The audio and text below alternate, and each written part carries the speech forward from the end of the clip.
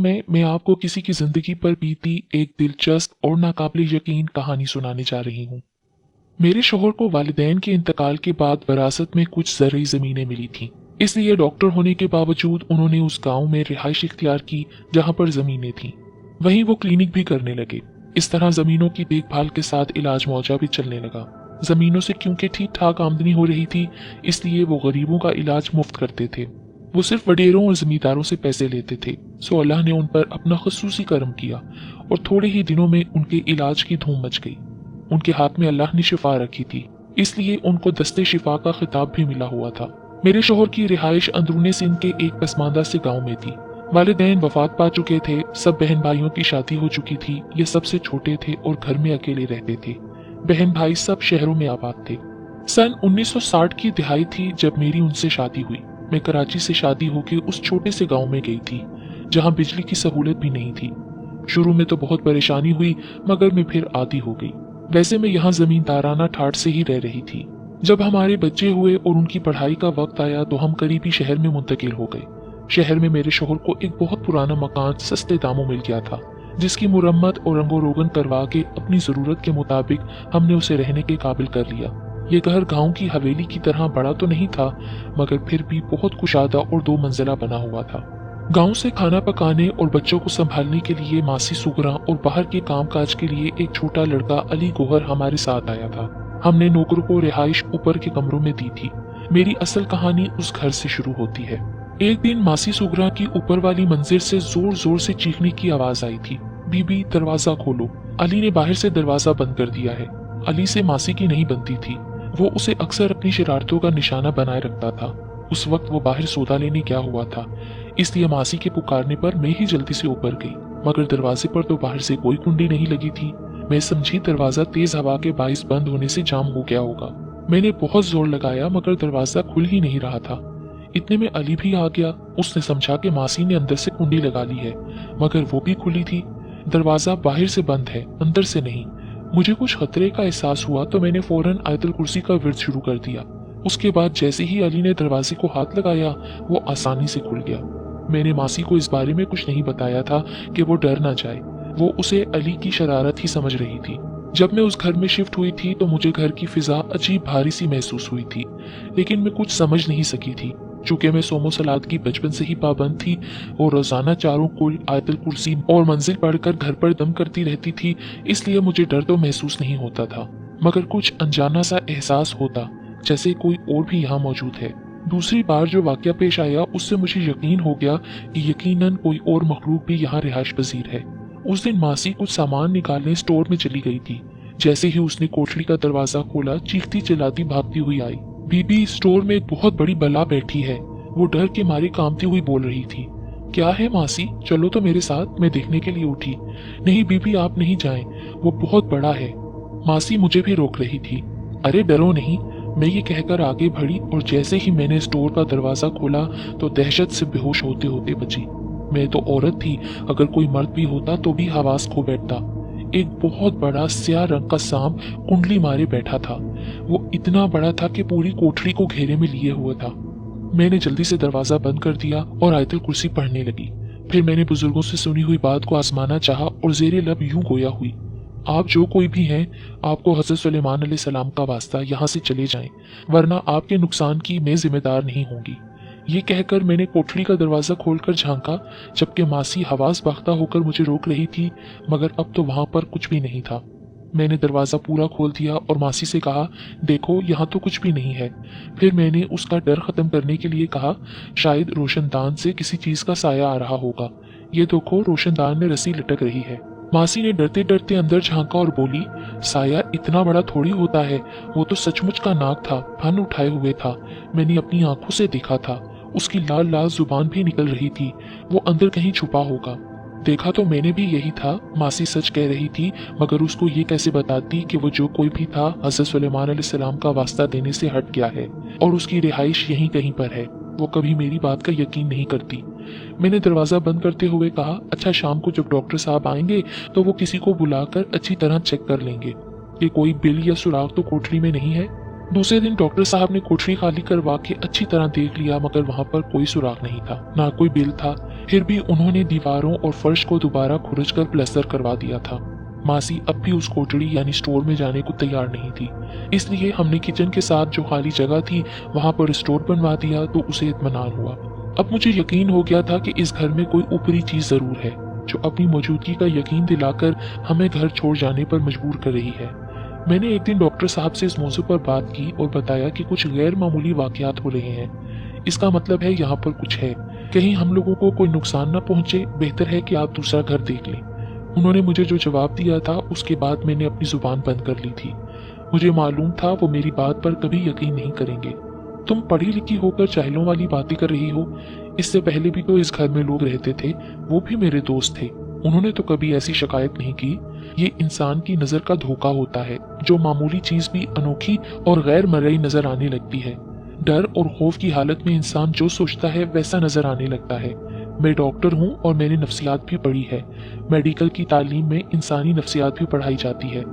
इतना तवील लेक्चर सुन के मुझे खामोशी होना पड़ा, लेकिन चंद दिनों बाद मेरा फिर एक ऐसे ही वाक़े से वास्ता पड़ा था। उन दिनों तफरी का कोई और जरिया तो था नहीं, सवाए इसके कि वडेरे और जमींदार या तो शिकार खेलने जाते थे या सिनेमा हॉल जाकर फिल्म देखते।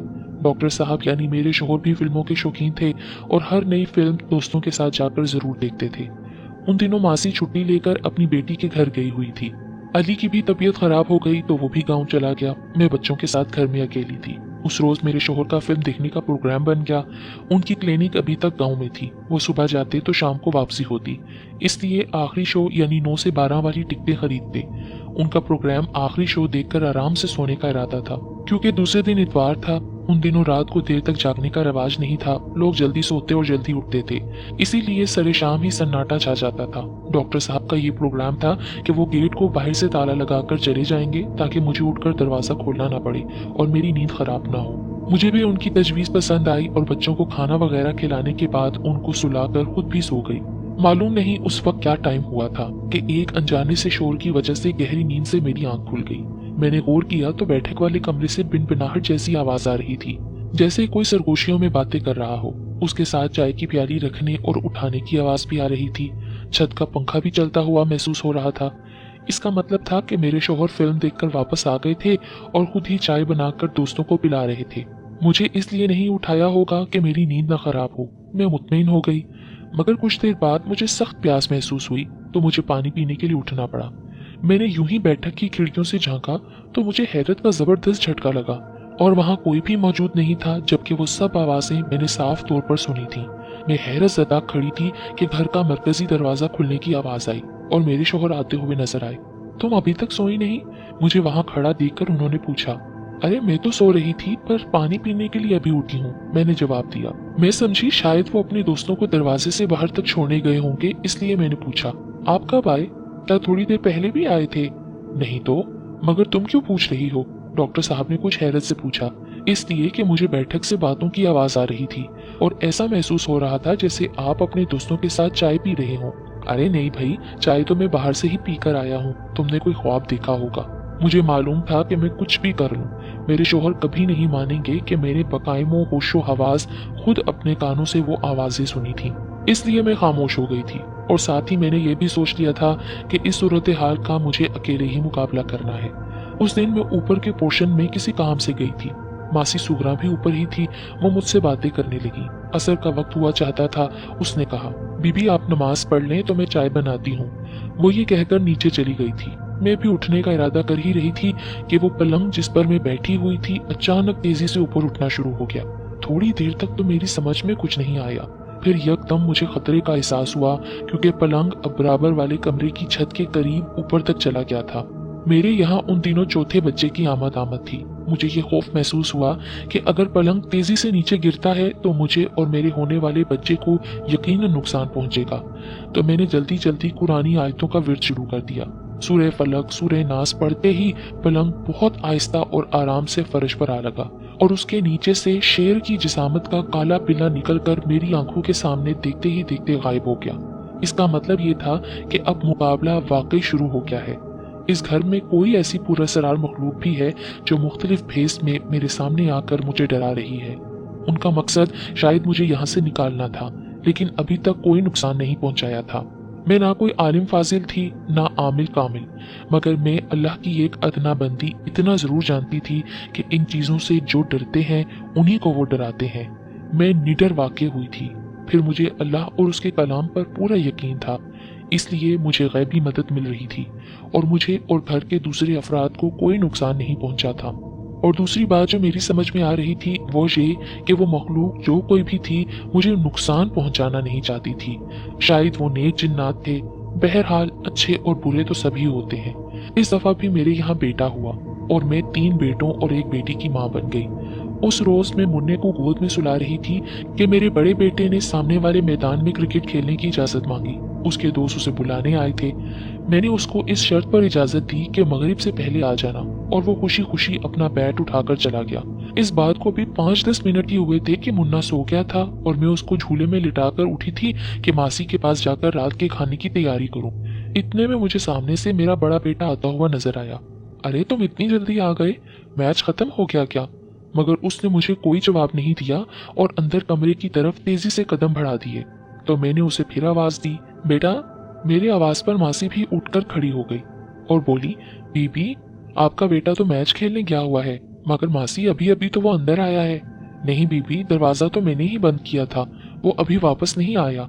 अच्छा, कहकर मैं खामोश हो गई, मगर मैंने खुद अपनी आंखों से अपने बड़े बेटे को देखा था। मेरी आंखें धोखा नहीं खा सकती। मैं अपनी तसल्ली के लिए अंदर कमरे में गई, वहां कोई नहीं था। अब मेरा शक यकीन में बदल गया था कि कोई और भी इस घर में रिहाइश पजीर है। उसने मुझे अपनी मौजूदगी का यकीन दिला दिया था। अब मुझे तो गैर मामूली वाकयात और पुरअसरार मखलूक से कोई खौफ तो महसूस नहीं हो रहा था, बस डर था तो सिर्फ ये कि इन हालात से खौफजदा होकर कहीं काम वाली ना चली जाए। छोटे बच्चे के साथ घर के कामों में मुझे फिर बड़ी मुश्किल हो जाती, मगर शायद वो मखलूक भी मुझे समझ गई थी कि मैं भी उसको नुकसान पहुंचाने की कोशिश नहीं करूंगी। इसलिए मासी के साथ शुरू में 2 वाकयात, जब उसके कमरे का दरवाजा बंद हो गया था और स्टोर रूम में सांप नजर आया था, उसके बाद फिर कुछ और नहीं हुआ था। अगर मैं उन वाकयात और हालात से डर कर अपने शोहर को मजबूर करती कि वो किसी आमिल या बुजुर्ग को बुलाकर घर को दिखाएं और वो उनको भगाने की कोशिश करते, तो शायद मुझसे उनकी दुश्मनी पैदा हो जाती कि वो कौमे जिन्नात में से थे और अच्छे थे। और फिर एक दिन ये बात खुलकर मेरे सामने भी आ गई थी। मासी और अली छुट्टी लेकर गाँव गए हुए थे। उस दिन मैं अकेली थी, बच्चे स्कूल गए हुए थे। जुमे का दिन था। जुमे के दिन मेरे शोहर भी नमाज से पहले क्लिनिक से आ जाते थे। बच्चों की भी जल्दी छुट्टी हो जाती थी। मैंने जल्दी जल्दी दोपहर के खाने की तैयारी कर ली थी, इसलिए सोचा कि पहले मुन्ने के कपड़े धो लूं, फिर टाइम नहीं मिलेगा, क्योंकि जुमे की नमाज की तैयारी के लिए बच्चों और शोहर को गुस्ल करना होगा। उस वक्त अटैच बात नहीं होते थे, सबके लिए घर में एक ही मुश्तरका गुस्ल खाना होता था। बड़ा घर होता तो 2 भी होते थे, मगर घर बड़ा तो था मगर गुस्ल खाना एक ही था। मैं जल्दी जल्दी कपड़े धो रही थी कि अचानक पता नहीं किधर से एक लंबे कद की खूबसूरत औरत मेरे सामने आकर खड़ी हो गई। मैं हैरान हो गई कि यह औरत कौन है। अभी मैंने उससे पूछना ही चाहा था कि वो कौन है, उसने सलाम करके कहना शुरू किया था, आज जुमे का दिन है और तुम इतनी देर से गुस्ल खाने में कपड़े धो रही हो। मुझे भी कपड़े धोने हैं, मेरे बच्चों को भी नमाज पढ़ने जाना है, उनको भी नहलाना है। तुम गुस्ल खाना खाली करो तो मैं भी अपना काम करूं। मेरा भी इस घर पर इतना ही हक है जितना तुम्हारा। हम बरसों से यहाँ रह रहे हैं। उसकी बात सुनकर मैं बगैर खौफजदा हुए बोली थी, आजो बहन तुम अपना काम कर लो, मैं बाद में कर लूंगी। ये कहकर मैं कपड़े उठाकर खड़ी हो गई। मुझे हैरत हुई कि उसके पीछे मेरे बच्चों की उम्र के बराबर 4 बच्चे खड़े थे, 3 लड़के और 1 लड़की। और सबसे बड़ी बात ये थी कि उन बच्चों की शक्लें हैरत अंगेज तौर पर मेरे बच्चों से मिल रही थीं। मेरे उठते ही वो गुस्ल खाने के अंदर मुस्कुराती हुई ये कहकर चली गई, तुमने मुझे बहन कहा है तो इंशाल्लाह मैं भी ये रिश्ता निभाऊंगी। फिर कुछ देर तक मुझे गुस्ल खाने के अंदर से कपड़े धोने और पानी गिरने की आवाज आती रही, मगर कुछ नजर नहीं आ रहा था। मुझे बहुत खुशी हुई थी कि वो मुसलमान जिन्नात में से थे और शर अंगेज नहीं बल्कि नेक, पुरखुलूस और मेहरबान नजर आए थे। वो मेरे घर में शराकतदार थी और मैंने भी उसको कबूल कर लिया था। जब डॉक्टर साहब और बच्चे जुमे की नमाज के लिए मस्जिद चले गए तो मैंने देखा कि मेरे बेटों जैसे 2 बच्चे सफेद कपड़े और सर पर टोपी पहने हुए एक आदमी के साथ आंगन के दरवाजे से बाहर जा रहे हैं। यकीनन वो भी नमाज के लिए जा रहे थे, और हैरत अंगेज बात ये थी कि उस आदमी की शक्ल और कद मेरे शोहर से बहुत मिल रहा था। वो मेरी आंखों के सामने बंद दरवाजे से बाहर निकल गए थे। میں نے اب تک اپنی زندگی میں جتنے بھی آسیب، جنات اور اثرات کے قصے سنے تھے وہ بہت خوفناک اور نقصان پہنچانے والے تھے، لیکن میرا واسطہ نہایت نیک اور بے ضرر جنات فیملی سے پڑا تھا، اس لیے میں بے فکر ہو گئی تھی۔ ان کی رہائش پہلی منزل پر بنے ہوئے کونے کے کمرے میں تھی، کیونکہ میں نے اسی طرف سے ان کو آتے جاتے دیکھا تھا۔ یہاں سب سے اہم بات یہ تھی کہ وہ سوائے میرے گھر کے کسی اور فرد کو نظر نہیں آتے تھے۔ اسی طرف سے اکثر مجھے کھانا پکانے کی خوشبو اور برتن وغیرہ دھونے کی آوازیں بھی محسوس ہوتی تھی۔ کبھی کبھی ماسی بھی کہتی، بی بی برابر والوں کے یہاں پتہ نہیں کیا پک رہا ہے، خوشبو بڑی اچھی آ رہی ہے۔ میرے بڑے بیٹے نے بورڈ کے امتحان میں اول پوزیشن حاصل کی تو میں نے اپنے محلے، پڑوسی اور دوستوں میں مٹھائی بانٹی۔ پھر مجھے خیال آیا کہ اپنی نادیدہ دوست جس کو میں نے بہن کہا تھا اس کو بھی اپنی خوشی میں شامل کروں، ان کو بھی مٹھائی کھلاؤں۔ میں نے اپنے بڑوں سے سنا تھا کہ جنات اخروٹ کی مٹھائی کھاتے ہیں، تو میں نے اپنے شہر کی سب سے بڑی اور بہترین مٹھائی کی دکان سے اخروٹ کی مٹھائی منگوائی اور ڈبہ لے جا کر اس کمرے کے دروازے کے سامنے رکھ دیا۔ وہ میری نظروں کے سامنے ہی غائب ہو گیا اور میرے کانوں میں پرخلوص آواز آئی، بہت مبارک ہو۔ اسی روز شام کو میرے بیٹے کی میز پر ایک بہت خوبصورت اور قیمتی پین کا ڈبہ رکھا ہوا ملا۔ وہ بہت خوش ہوا اور پین کا ڈبہ لے کر میرے پاس آیا اور بولا، امی یہ پین آپ لائی ہیں؟ میں یہی پین لینا چاہتا تھا۔ میں سمجھ گئی کہ یہ تحفہ میری اس نادیدہ دوست نے دیا ہوگا۔ رکھ لو بیٹے، یہ میری دوست نے دیا ہے، میں نے مسکرا کر کہا۔ امی جس نے بھی دیا ہے بہت خوبصورت ہے، مجھے بہت پسند آیا ہے، بہت بہت شکریہ۔ وہ سن 70 کا زمانہ تھا جب سندھ میں لسانی فسادات پھوٹ پڑے تھے، ادھر ادھر سے خبریں اچھی نہیں آ رہی تھیں۔ ہم نے بڑے بچوں کو کراچی، ننہال بھیج دیا تھا۔ ماسی بھی بہانہ بنا کے اپنے گاؤں واپس چلی گئی تھی اور علی نے بھی کام چھوڑ دیا تھا۔ میں اپنے چھوٹے بیٹے کے ساتھ گھر میں اکیلی رہ گئی تھی۔ میرے شوہر صبح کلینک جاتے تھے تو میں سارا دن گھر میں اکیلی ہوتی۔ صبح جاتے وقت وہ اپنے سامنے گھر کے گیٹ میں اندر سے تالا لگواتے اور جب تک میں گیٹ میں تالا ڈال کر کمرے کا دروازہ بھی نہیں بند کر لیتی وہ کھڑے رہتے۔ میں 2-3 دن سے گھر کے سامنے موجود کھیل کے میدان کی باؤنڈری وال پر ایک مشکوک سا لڑکا بیٹھے ہوئے دیکھ رہی تھی۔ وہ پتہ نہیں کب سے آگے دیوار پر بیٹھ جاتا اور جب میرے شوہر گاڑی سٹارٹ کر لیتے تو وہ واپس چلا جاتا۔ ایسا کئی دنوں سے ہو رہا تھا۔ مجھے ایک دن یہ خیال آیا کہ شاید یہ میرے شوہر کے آنے جانے کے اوقات کو نوٹ کر رہا ہے، اور پھر میرا یہ اندیشہ صحیح ثابت ہوا۔ اس دن میرے شوہر نے جیسی ہی گاڑی سٹارٹ کی تو میں ان کو خدا حافظ کہہ کر اندر آ کر گیٹ بند کرنے لگی۔ اس دن ان کو جانے کی کوئی جلدی تھی، شاید اس لیے گیٹ بند کروانے سے پہلے ہی چلے گئے، ورنہ جب تک میں گیٹ میں تالا نہیں ڈال لیتی تھی وہ کھڑے رہتے تھے۔ جیسے ہی انہوں نے گاڑی آگے بڑھائی وہ لڑکا پھرتی سے دیوار کود کر میرے گیٹ کے پاس آ گیا اور تیزی سے گیٹ کے درمیان اپنا ہاتھ ڈال دیا۔ اب میں اندر سے گیٹ بند کرنا چاہ رہی تھی اور وہ باہر سے دھکا لگا کر کھولنا چاہ رہا تھا۔ اس کا ہاتھ گیٹ کے درمیان پھنسا ہوا تھا، اس لیے میں بند نہیں کر پا رہی تھی۔ میں ابھی خوف اور پریشانی سے چیخنا ہی چاہتی تھی کہ اچانک میری دوست مخلوق کا شوہر آ گیا اور میری طرف دیکھے بغیر ہاتھ کے اشارے سے مجھے اندر جانے کا کہا، تو میں کمرے میں چلی گئی۔ اس آدمی کو دیکھ کر وہ لڑکا سر پر پاؤں رکھ کر بھاگ گیا۔ اس نے دروازہ کھول کے ادھر ادھر دیکھا اور کسی کو نہ پا کر گیٹ بند کر کے تالا ڈال دیا، چابی اس میں چھوڑ دی اور وہیں پر غائب ہو گیا۔ میں یہ سب کھڑکی سے دیکھ رہی تھی۔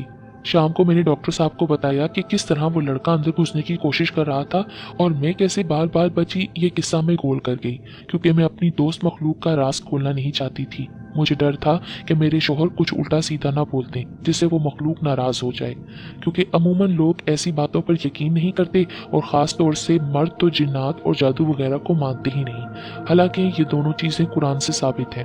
مگر پڑھے لکھے ہونے کے باوجود لوگوں کا کہنا ہے کہ اس زمانے میں ایسا نہیں ہوتا۔ میں تو مانتی تھی اور میرا ذاتی تجربہ بھی ہو رہا تھا۔ اس واقعے کے بعد میرے شوہر نے مجھے بھی کراچی میرے والدین کے پاس بھیجنے کا فیصلہ کیا، کیونکہ یہاں میرا اکیلے گھر میں رہنا خطرناک تھا۔ اس دن میں نے جلدی میں اپنا مختصر ضروری اور قیمتی سامان باندھا، کیونکہ میرے شوہر نے کسی کو بتائے بغیر مجھے کراچی بھیجنے کا فیصلہ کر لیا تھا۔ وہ مجھے اسٹیشن پر ویٹنگ روم میں بٹھا کر ٹکٹ خریدنے چلے گئے۔ میں اکیلی بچے کے ساتھ بیٹھی تھی کہ پتہ نہیں کہاں سے ایک مشکوک سا آدمی بھی ویٹنگ روم میں آ کر بیٹھ گیا اور میری طرف غور سے دیکھنے لگا، حالانکہ یہ لیڈیز ویٹنگ روم تھا۔ میں ڈر کے مارے خاموش تھی۔ میں سوچ رہی تھی کہ میں غیر انسانی وجود سے کبھی اتنا نہیں ڈری، اور اس انسان جو اشرف المخلوقات کہلاتا ہے اس سے مجھے کیوں ڈر لگ رہا ہے۔ میں قرآنی دعاؤں کا زیر لب ورد کرنے لگی۔ اسی وقت ایک اور فیملی جو ایک مرد، عورت اور چھوٹے بچوں پر مشتمل تھی ویٹنگ روم میں آ کر میرے برابر بیٹھ گئی۔ وہ عورت سیاہ رنگ کا ٹوپی والا برقع پہنے ہوئے تھی اور کافی لمبی تڑنگی تھی۔ मर्द ने भी सफेद कुर्ता शलवार और सर पर सियाह अमामा पहना हुआ था। वो उस औरत को बिठाकर बाहर चला गया तो वो आदमी जो भी थोड़ी देर पहले आ गया था बाहर निकल गया तो मैंने इत्मीनान का सांस लिया। इतने में मेरे शोहर भी टिकट लेकर आ गए। ट्रेन भी आ चुकी थी। उन्होंने मुझे ट्रेन में बिठाया और कुछ हदायतें देकर कहा कि बहुत जल्द वो यहाँ से सब कुछ बेचकर कराची मुंतकिल हो जाएंगे। इतने में वो बुर्कापोश औरत और उसके साथ जो मर्द था वो भी प्लेटफॉर्म पर आकर खड़े हो गए। शायद वो अपनी मतलूबा बोगी देख रहे थे। इसी असना में इंजन ने विसल दी और ट्रेन चल पड़ी। मेरे शोहर खुदा हाफिज कहकर जाने के लिए पलट गए। तब भी वो फैमिली वहीं प्लेटफॉर्म पर खड़ी थी। बस अचानक ही मुझे ख्याल आया था कि वो मुसाफिर मेरे घर के नादीदा रिहायशी थे जो मुझे छोड़ने आए थे। ऐन उसी वक्त मेरे कानों में बहुत करीब से आवाज आई थी, खुदा हाफिज फी अमान अल्लाह। यकीनन ये वही थी जो मेरी नादीदा दोस्त हमदर्द और बहन बनी थी। तभी मुझे याद आया था कि उसने मुझे कहा था, तुमने बहन कहा है तो मैं भी ये रिश्ता निभाऊंगी। सो वो निभा रही थी। उसने मुझे अकेला नहीं छोड़ा उस प्लेटफॉर्म पे। शहर में फिसादात की वजह से खतरात मंडला रहे थे। लसानी झगड़े की आड़ में बहुत सी दुश्मनियां पैदा हो रही थीं और कुछ लोग उसका नाजायज फायदा उठा रहे थे। ऐसे में उसने मेरा बहुत साथ दिया। इस पुरअसरार किस्से में कहीं भी डर और खौफ वाली बात नहीं है। गोया मैं खुशकिस्मत हूँ कि गैर इंसानी मखलूक जिन्नात ने मेरे साथ मोहब्बत का सलूक रखा। इस वाक़े को बहुत एक लंबा अरसा गुजर गया है। मेरी जिंदगी में पेश आने वाले ये अनोखे और यादगार वाक़यात हैं। अब हमें सिंध का इलाका छोड़े हुए और कराची में रहते हुए बरसों बीत गए हैं। मैं नानी और दादी के ओहदे पर फाइज हो चुकी हूँ। मेरे शोहर का भी इंतकाल हो चुका है, लेकिन इस तमाम अरसे में मेरे साथ और मेरे बच्चों के साथ फिर कोई पुरअसरार वाक़या पेश